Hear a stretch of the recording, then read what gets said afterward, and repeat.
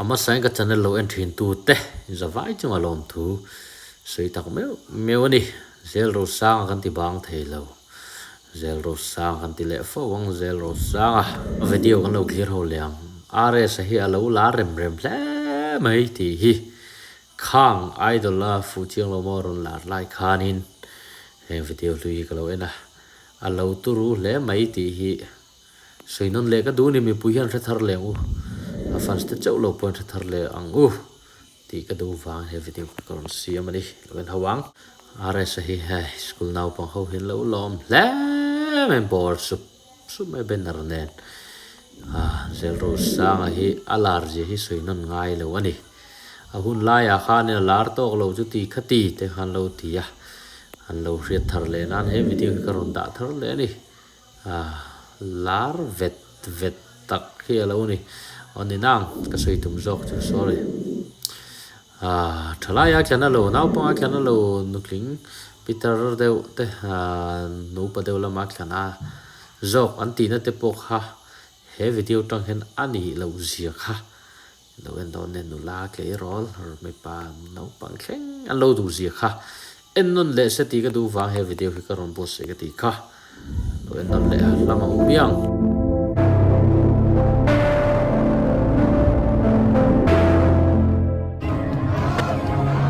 alo lar le mai heti lai hianin he le rol tuna te chuanin lar no chuan kum man liam me jon nu la kan tiang de mo tin tla pe jon nu la bolan bol thei ho to rek ka an ni comment facebook on comment na tam taka chuanin peter ti felte nu thloi mi nu hian an du ni nu la pa ngai hianin an du lo ti vel mo ke rol hian an du ve lo an ti kha ati chian nan he video karon siam ka ti to kha lar het building khat building tang ten lo hena o ti hiam are sai na hual mai ni ta hian chuanin zel ro sang he lar tak ani tuna po lara ahun la ya khana lar lo fans ten ka tin lo me te he ho hi fans te ho inan volom po ani lo school now pang hen miss te ho ten lo me an du me ni wangai jong tin an lovin bo ro kha nei lian me ya